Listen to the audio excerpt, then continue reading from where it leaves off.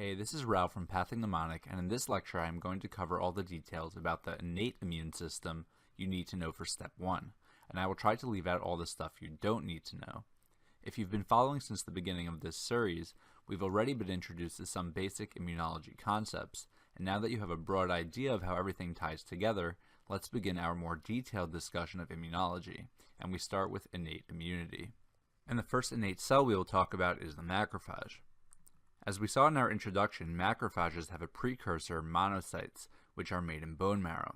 Sometimes they like you to be able to identify these cells on a slide, and the buzzword for monocytes is that they can be recognized under a microscope by their frosted glass cytoplasm, which is nicely depicted in this image. They also have a large kidney-shaped nucleus. After leaving the marrow, they circulate in the blood for a few days before entering tissues, at which point they differentiate into macrophages. Macrophages are all over the body and carry different names depending on the tissue they inhabit. In connective tissue, they're called histiocytes. In the liver, we refer to them as Kupffer cells. They are also the osteoclasts of bone and the microglia of the brain. We mentioned in our intro lecture that macrophages are phagocytes with several maintenance functions. Macrophages are also antigen-presenting cells, which means they can activate the adaptive immune system. But they are the most important cell of the innate system because they initiate acute inflammation. When they come across something they believe to be threatening, they release cytokines, which cause endothelial cell contraction and swelling, and also recruits other immune cells. And it is very high yield to know their involvement in granuloma formation, for example in pathology like tuberculosis or Crohn's disease. So what's a granuloma? Granulomatous inflammation occurs when the immune system has been fighting something for some time and is unable to clear it.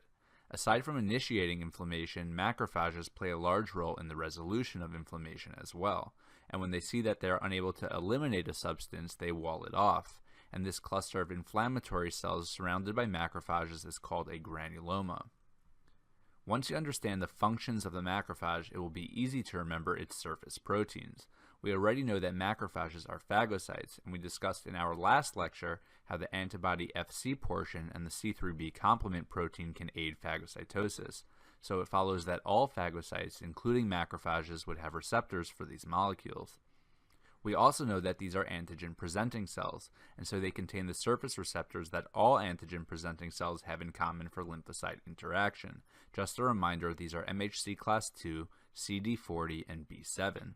But the special surface protein unique to macrophages that you have to know is CD14, which we will see helps macrophages carry out their role in initiating acute inflammation.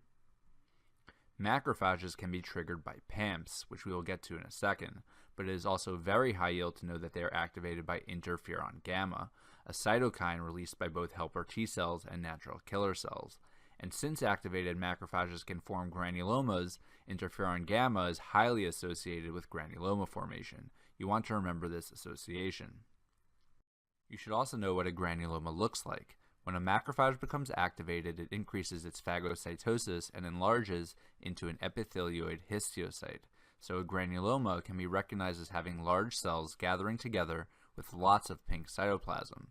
Some of these will coalesce to form Langerhans giant cells, which can also be easily identified by their many nuclei. If the center of the granuloma becomes hypoxic and acidic, it will undergo necrosis and appear acellular. This is the classic picture of the caseating granuloma of TB, and you can see here that there's not a whole lot of nuclei visible in the center of this slide. What I want to discuss now is the concept I just alluded to that macrophages can recognize a pathogen directly by binding its PAMPs. And how do they do this? With toll-like receptors. But first off, what are PAMPs?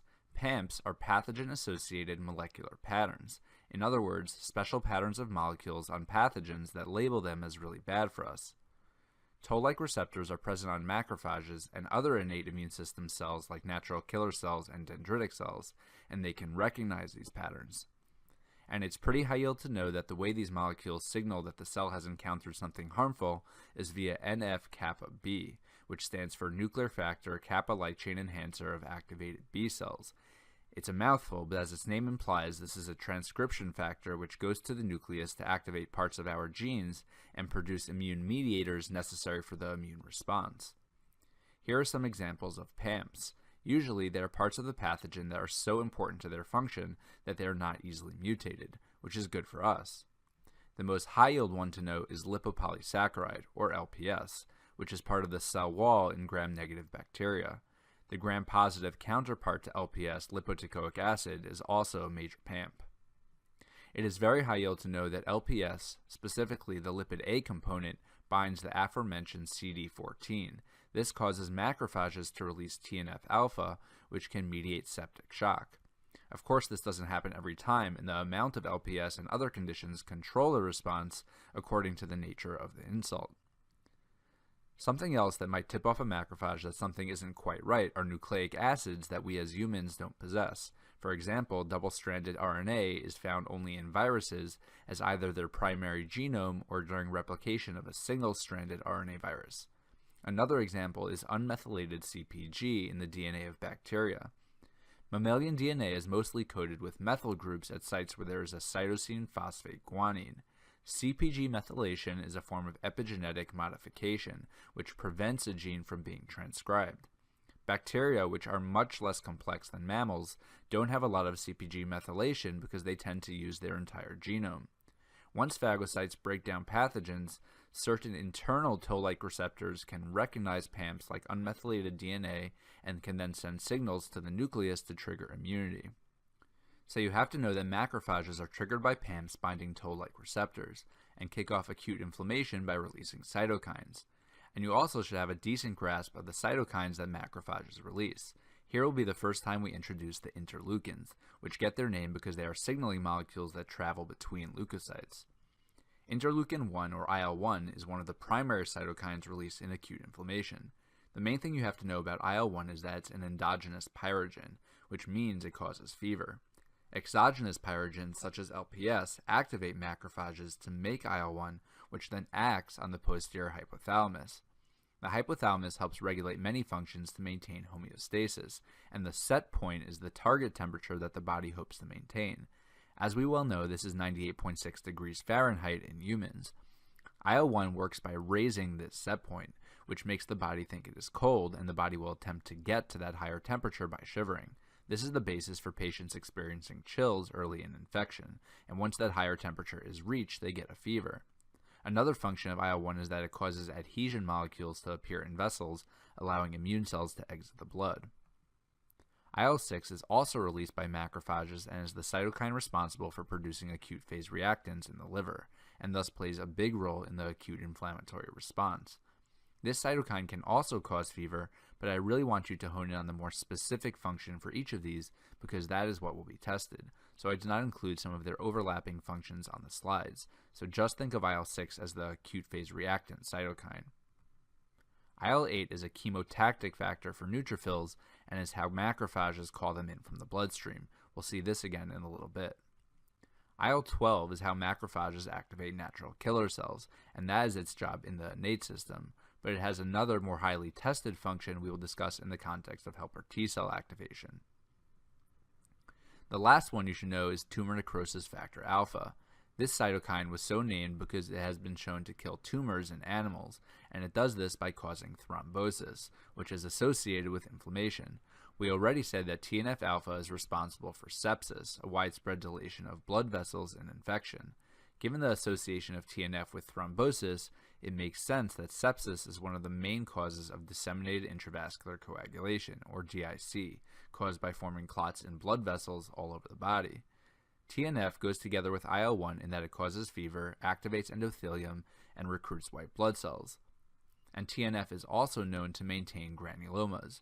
This is especially important to know because you can't give TNF-alpha inhibitors, sometimes used as immunosuppressants, to patients with TB. The drug will cause breakdown of the granulomas which are containing the bacteria and lead to disseminated TB. Lastly, we also know that TNF is responsible for cachexia, the weight loss and muscle wasting seen in patients with TB and also malignancy. In fact, another name for TNF is cachectin. The mechanism for this is unclear, but it has something to do with the effect of TNF on fat metabolism. So when macrophages detect infection, one of the things they can do is release IL-8 to alert neutrophils, which are much better equipped to destroy invading pathogens. So let's talk about neutrophils. Usually they make up about 60% of the white blood cell differential count. Neutrophils get their name from their neutral color and can be recognized by their multi-lobe nuclei, which you can see in this image. Because of this, they are sometimes referred to as polymorphonuclear cells, or PMNs. A normal amount of segments is 3 to 5, which is important because you can find more or less in certain pathology. Neutrophils are phagocytic granulocytes. This means they can kill pathogens in one of two ways. One way is that just like in macrophages, they can engulf them via phagocytosis. Neutrophils contain azurophilic granules, which are essentially lysosomes. They're also sometimes referred to as large or primary granules. Just like lysosomes, these granules do not release their enzymes, but rather they can fuse with the phagosome to enzymatically break down proteins. The enzyme in these granules to remember is MYELOPEROXIDASE, which we'll see in a minute is responsible for oxygen-dependent killing, the more efficient way to kill bacteria. Random fact about MYELOPEROXIDASE that they sometimes like you to know is that it has a blue-green pigment, and that this is what gives sputum its color from all the neutrophils that would get called in to fight off a bacterial pneumonia. Aside from killing the things they engulf, neutrophils also release pre-made destructive enzymes into their microenvironment. The granules that release these enzymes are called specific granules and can also be referred to as small or secondary granules. Given that all these granules go by several names, to make it less confusing, notice that all the names for the granules releasing the pre-made enzymes begin with the letter S. The enzymes released include leukocyte alkaline phosphatase, which is used clinically in the LAP score. This is a marker that when low can help differentiate CML from other leukemias. Collagenase, as you can gather from the name, breaks down collagen in the extracellular matrix, and lysozyme is an enzyme which hydrolyzes peptidoglycan. So basically, all these enzymes indiscriminately just destroy tissue and kill pathogens along with it. But this causes a lot of damage, so it makes sense why neutrophils are only on call. Lactoferrin is probably the enzyme to know here because of its unique mechanism. It works by chelating iron, which bacteria need, and by binding the iron and essentially using it up, it inhibits microbial growth. It is called lactoferrin because it is found in breast milk, but it's in other secretions as well.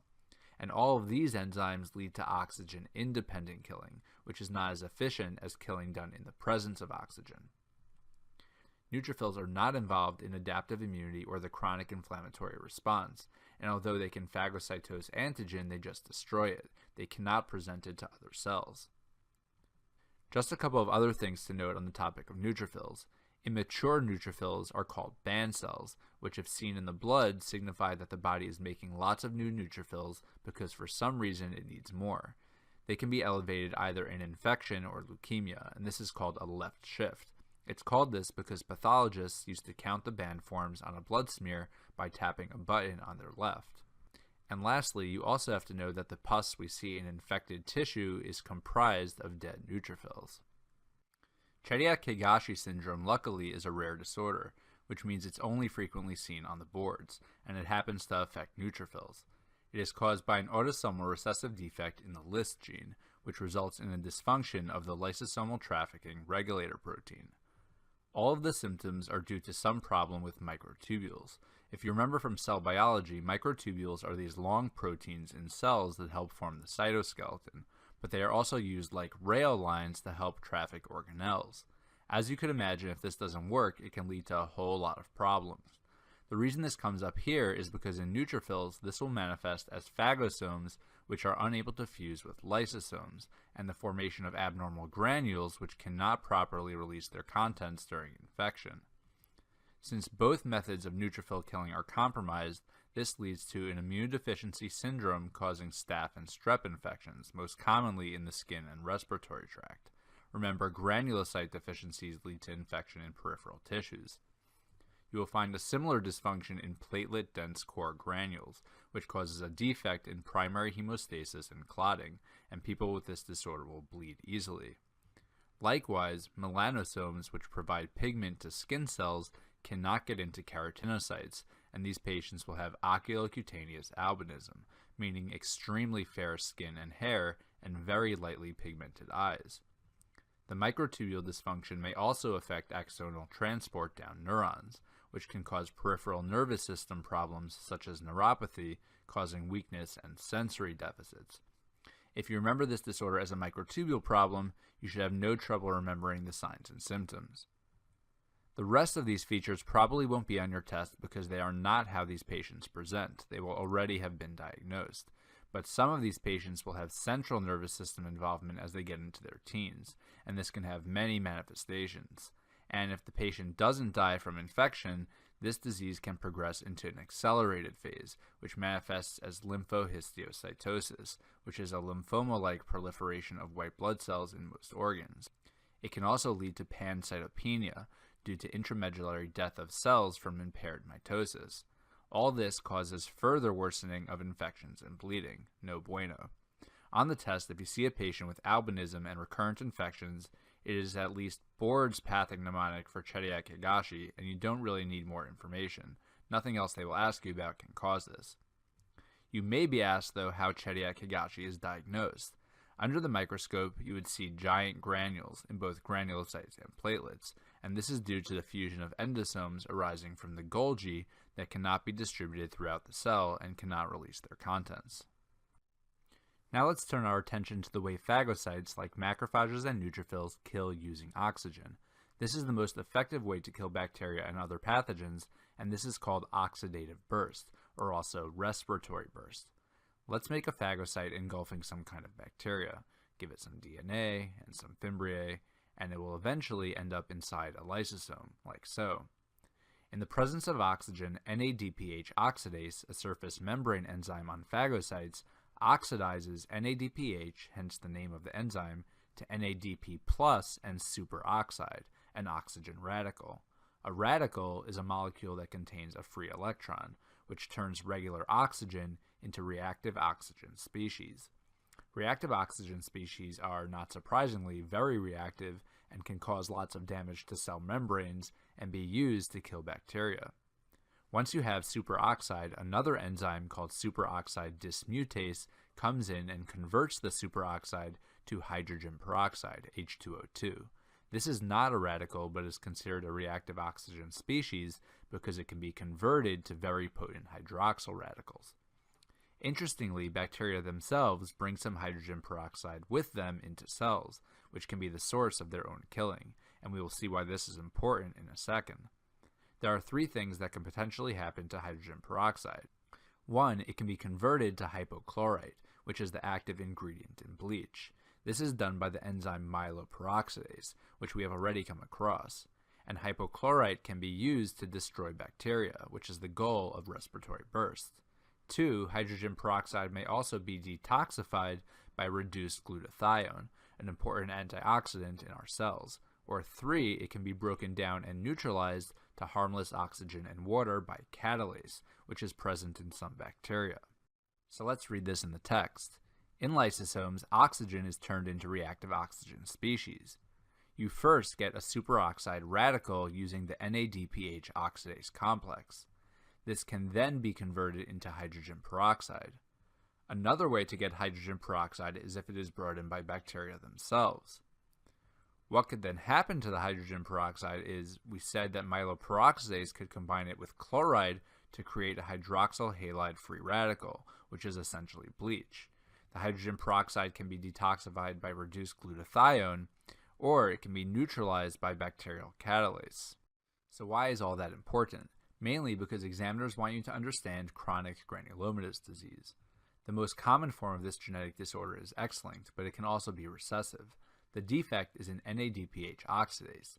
This leads to less reactive oxygen species for bacterial killing. The interesting thing about this disease that they want you to know is that most bugs will not cause any problems. This is because, like we have been stressing, bacteria bring in their own hydrogen peroxide, and we can use that hydrogen peroxide to make reactive oxygen species with myeloperoxidase. The bugs that will cause problems are the ones that also bring in catalase. With catalase, they can neutralize the hydrogen peroxide they are bringing in. This causes a very specific form of immunodeficiency where the patient will only be especially susceptible to infections with catalase-positive organisms. And this is a board's favorite because it requires you to know which bacteria are and which ones are not catalase-positive. The good thing is that if they want you to make a diagnosis, they will be forced to tell you the exact bug causing the infection, which is not something you see in every passage. The most common infection to get is Staph aureus, but they will also go after other less common bugs like Pseudomonas, Serratia, or even Aspergillus or Nocardia. In response to all the staph infections in the skin, patients can get recurrent suppurative lymphadenitis, another feature of this disease. The reason it is called granulomatous disease is because there will be granulomas in tissues from all the infection that cannot be properly cleared. To diagnose it, you use the dihydrorhodamine test. Blood is stained by DHR and stimulated to produce reactive oxygen species. If present, they will oxidize the pigment and cause it to fluoresce green, which can be visualized using flow cytometry. An older test that may still show up on your test is nitroblued tetrazolium. NADPH oxidase, which is the missing enzyme, would reduce the nitroblued to its insoluble form, causing neutrophils to turn blue. This test is obsolete, but the boards take a while to catch up to current practices, so you should at least recognize the term. Notice that in either test, failure to turn the neutrophils a different color means the patient has the disease. Other than lifelong antibacterial and antifungal prophylaxis, the treatment for CGD is interferon gamma injections. We already know that interferon gamma increases phagocytic killing, which helps, but it also causes an apparent upregulation in superoxide production. MYELOPEROXIDASE deficiency is a less high-yield problem with the respiratory burst pathway. If someone is missing myeloperoxidase, neutrophils can't convert hydrogen peroxide to hypochlorite, as we saw in our diagram over here. Most patients are asymptomatic, which makes this disorder unlikely to be tested. Remember, you still have superoxide and hydrogen peroxide, which are reactive oxygen species. As long as you have these, you can kill bacteria. Patients will be at increased risk for candida infection, however, and if you remember from our introductory slide to immunodeficiency, neutrophils are responsible for preventing candida from becoming bloodborne, so you can see disseminated candidiasis. You don't have to know how this disorder is diagnosed, but if they are looking for a neutrophil enzymatic deficiency and all the dye tests are normal, it means that respiratory burst is still intact. Then think about myeloperoxidase. So that's it for the enzyme deficiencies that involve neutrophils. Let's talk about how neutrophils get out of the blood and into the tissue in the first place, because if this doesn't work, it can cause problems too. Immune cells in general have different attachment proteins to get into different tissues at different times, and neutrophils are the common example they like you to know. I'm going to diagram it for you to make it more memorable, then we'll review it on the slide. Here you have a neutrophil circulating in the blood, and if nothing happens, it will stay there and eventually die. But at sites of inflammation, it can be recruited out of the blood by inflammatory mediators, which include TNF and IL-1. And when the tissue releases these cytokines, there is vasodilation. Normally, neutrophils are carried along in the center of the bloodstream, but vasodilation causes blood flow to suddenly slow down, and this causes them to be brought to the periphery in what is called margination. Something else that happens during inflammation is the upregulation of surface proteins that are otherwise absent. Endothelium constitutively expresses ICAM, intercellular adhesion molecules. They're always there. And neutrophils are always expressing the surface molecule Sialyl-Lewis X. Fortunately, these molecules are not a match for each other, and neutrophils can't get out of the blood in the absence of inflammation.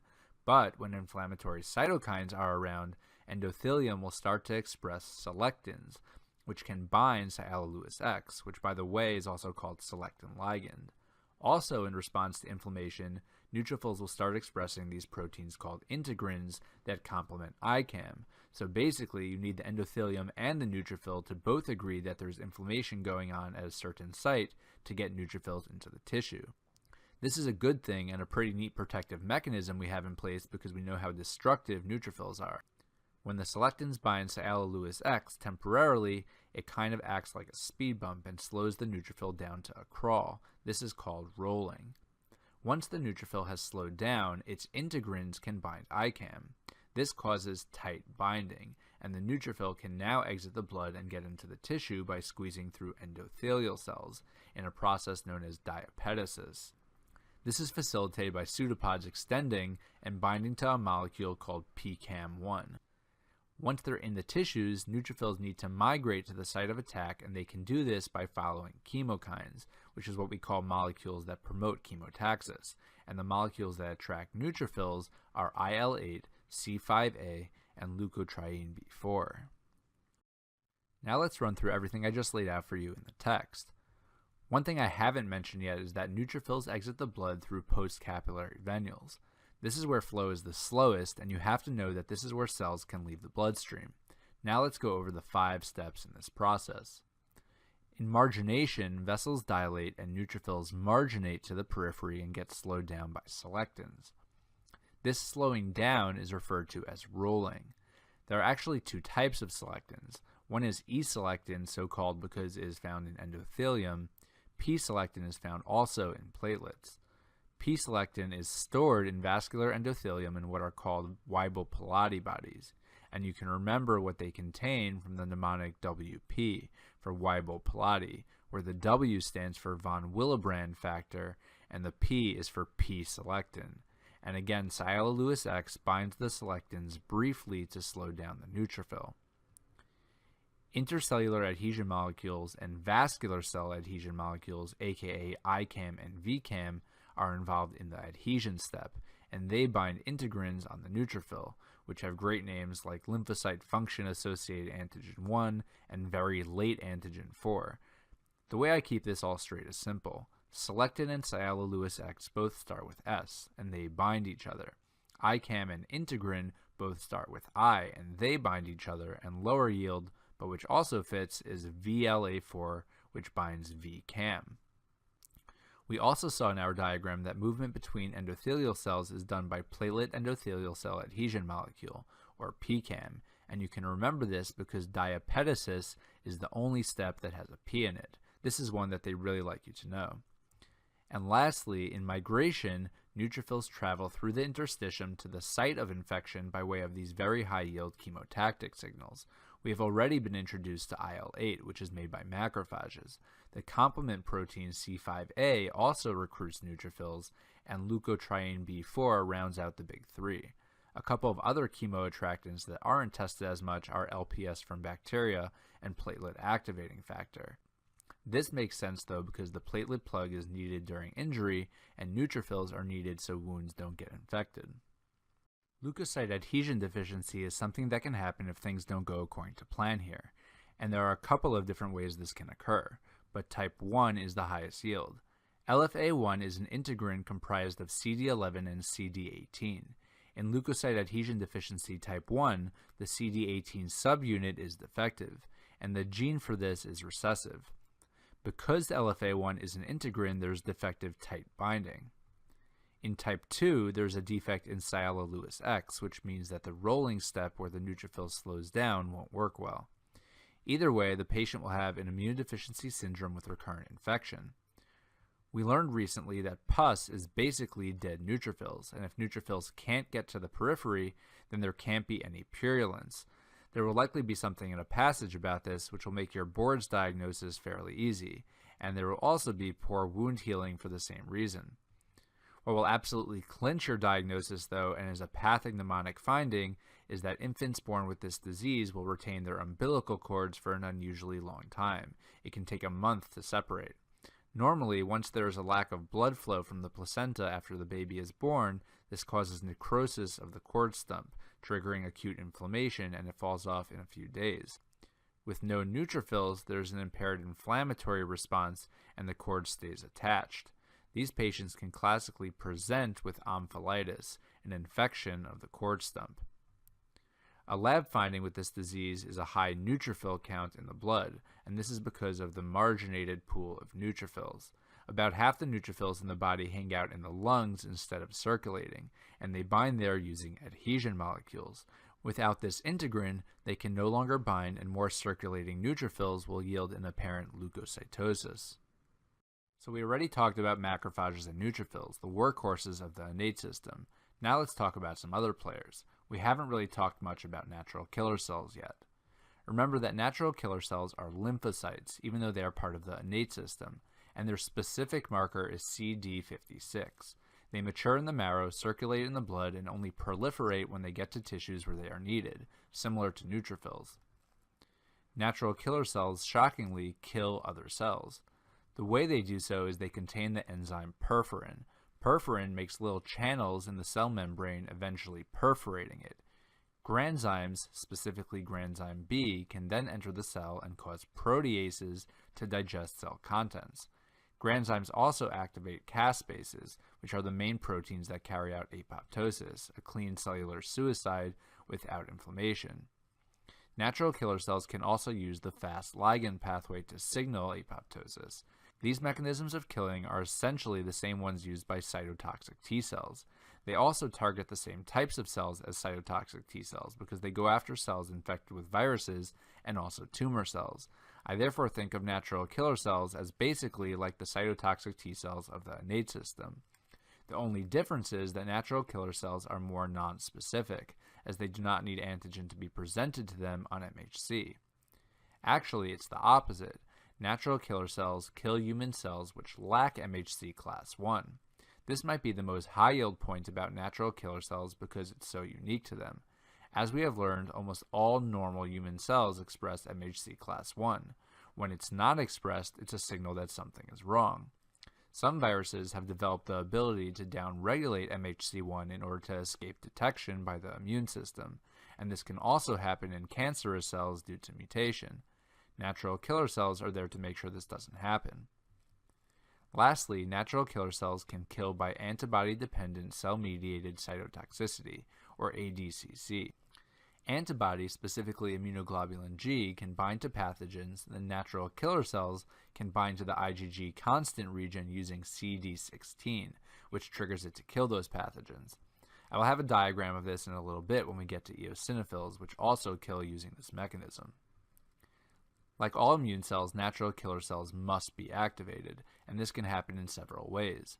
Macrophages make IL-12, which stimulates natural killer cells, and TNF-alpha from macrophages can also upregulate the IL-2 receptor on natural killer cells.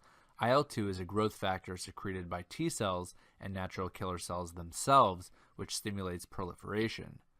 The most high-yield method of activation to know for natural killer cells, though, is interferons.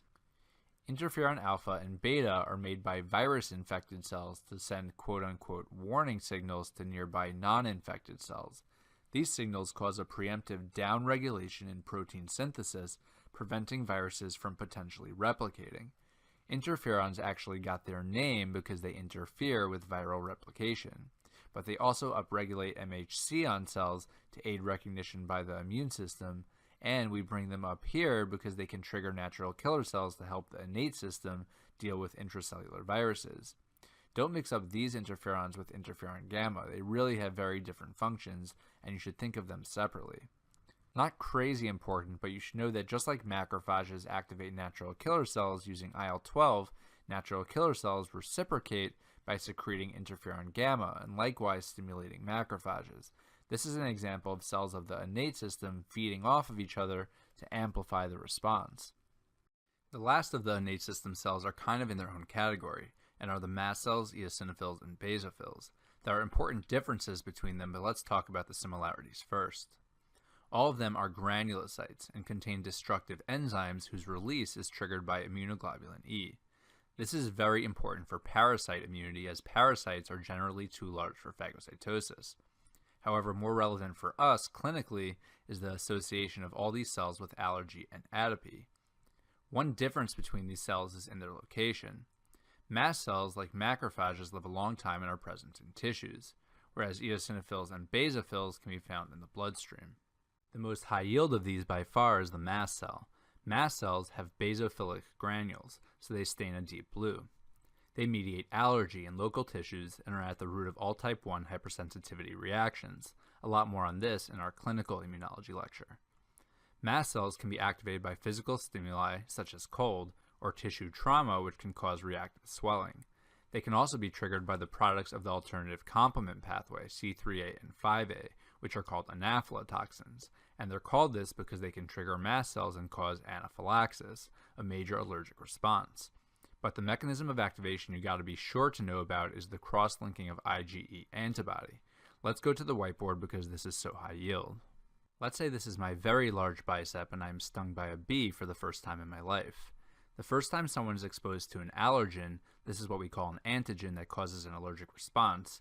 It triggers an adaptive response, which results in immunoglobulin E being made by plasma cells. Mast cells become coated with IgE antibody which attach at the Fc region, and the mast cells are then said to be sensitized. And by this we mean that the mast cell is now ready with pre-made granules for when I'm stung again. When exposed the second time, the allergen now binds directly to the IgE coating the mast cell, and this groups the IgE close together in what is called cross-linking. Cross-linking of antibody on the surface of the mast cell triggers the release of histamine from its granules, which is responsible for the allergic reaction. The allergy response is a perfect example of the innate and adaptive system working together, and examiners love to test it. So let's go back and read this on the slide. Here's how this works. First, IgE binds the mast cell. Then antigen binding groups the IgE receptors closer together, causing degranulation. This mechanism is super high yield, and that's why I have bolded and underlined everything in red. Mast cells release histamine, which is a vasodilator and responsible for the swelling you see in allergic reactions. Mast cells also release heparin, an anticoagulant, and leukotrienes are an offshoot of the arachidonic acid pathway and are made on demand during allergic reactions. Because they're not ready to be released right away, leukotrienes are involved more in the late phase of immediate hypersensitivities, several hours after exposure. Another enzyme released by mast cells is tryptase, which is a serine protease and gets tested because it is used as a serum marker of mast cell activation.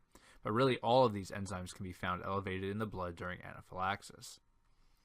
Mast cells also recruit eosinophils, which makes sense because they're both involved in parasite immunity and allergy. Speaking of eosinophils, they get their name because they stain pink with eosin, and this is a photo of one here. Eosin has a negative charge and is acidic, and so it stains positively charged proteins like major basic protein, which is a basic protein that eosinophils release.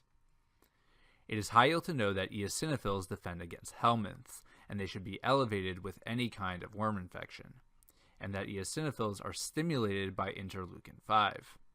Like we said, eosinophils release major basic protein and a bunch of things starting with the word eosinophil, such as eosinophil peroxidase, eosinophil cationic protein, eosinophil-derived neurotoxin.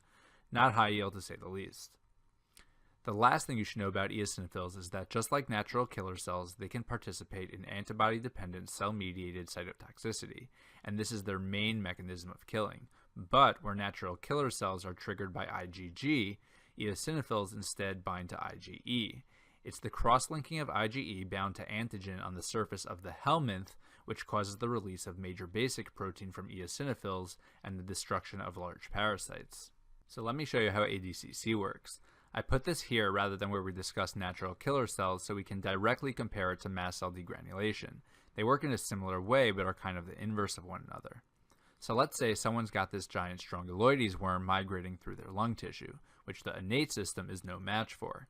The body will ramp up its adaptive immunity, and again, B cells will become IgE secreting plasma cells. The IgE will then bind the helminth, not the eosinophil, and this is the major difference. This is not pre-sensitization like we saw with IgE binding mast cells in an allergy response. This is to tag the helminth for destruction by eosinophils.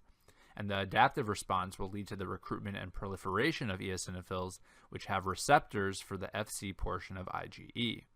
An eosinophil can now come and bind the IgE coating the helminth, cross-linking it, which causes the degranulation of major basic protein and death of the worm. Note again the difference from mast cell degranulation, where it's the allergen that cross-links IgE coating the mast cell, leading to degranulation. ADCC occurring with natural killer cells is exactly the same, except it happens when IgG binds bacteria, tagging it for destruction by natural killer cells. I've included a first aid mnemonic here to help you remember when you will find eosinophils in the blood, and the way to remember it is Pac-Man, yes, with 2 C's, and the nucleus of this eosinophil here kind of looks a little like Pac-Man, so there you go. The main ones to know here are highlighted in red, so aside from parasites, allergy and asthma are high yield, but you can also see an eosinophilia in Churg-Strauss, a kind of vasculitis, and in chronic adrenal insufficiency such as Addison's disease. You may also see it in the setting of cancer, such as Hodgkin lymphoma, as well as paraneoplastic eosinophilia in metastatic disease. You don't have to know too much about basophils. They're pretty low yield because they make up only 1% of circulating white blood cells, and they act a lot like mast cells, so mast cells are more likely to show up on a test. They too get their name from their staining, as they are basophilic. They are a close cousin of mast cells, so it's not surprising that they look alike. They are involved in allergic reactions, and release the same products. Basophilia is uncommon. If you see it, think myeloproliferative disease, especially CML. The last thing I want to cover in this lecture is the dendritic cell. Dendritic cells are a good segue into the next lecture because, as we know, they are the link between innate and adaptive immunity. Dendritic cells differentiate from monocytes, so are of myeloid lineage, and they are called Langerhans cells when they are found just under the skin. The name dendritic cell comes from the fact that they have these long dendritic processes and are stellate or star-shaped in cross-section, as you can see in this image to the right. Another random thing to know about them is that they contain Birbeck granules in their cytoplasm, which are shaped like tennis rackets. This positively identifies them under light microscopy to help differentiate Langerhans cell histiocytosis from other proliferative cell lines, but no one really knows what they do. What dendritic cells do is that they are stationed in tissues as sentinel cells and are highly phagocytic for antigen. They then travel from the periphery to the closest lymph node to present antigen to lymphocytes. Let's see what this looks like. So let's say I'm busy flexing when I get a splinter on my bicep. In the tissue, microbes on the shard of wood will contain PAMPs, which will activate a nearby macrophage. Remember, macrophages are the first line of defense. TNF secreted from macrophages, as well as the PAMPs themselves, can then stimulate dendritic cells to start eating stuff, including antigen. You may recognize our dendritic cell. Once they have readied their antigen for presentation, dendritic cells can then travel through the lymphatics to secondary lymphoid tissue, such as this giant axillary lymph node. Once there, they can present their antigen to lymphocytes and reveal what is happening in the periphery, and they only live about a week, which ensures their info stays relatively current. Dendritic cells are the ultimate antigen-presenting cell because they don't kill what they eat. Instead, they go to where the antigen is most likely to be recognized by lymphocytes, and in the lymphatic system, they will happen upon helper T cells that recognize their cognate antigen, activate them, and initiate the adaptive system. If you like this video, share with your classmates and friends, give it a big thumbs up, and hit the Pathogmnemonic icon to subscribe to the channel. And we'll be coming out with more videos on other high-yield boards topics, so ring the bell if you'd like notifications. And as always, please leave your comments below and tell us what we're doing well and where we can improve. Thanks for watching, and I'll see you next time.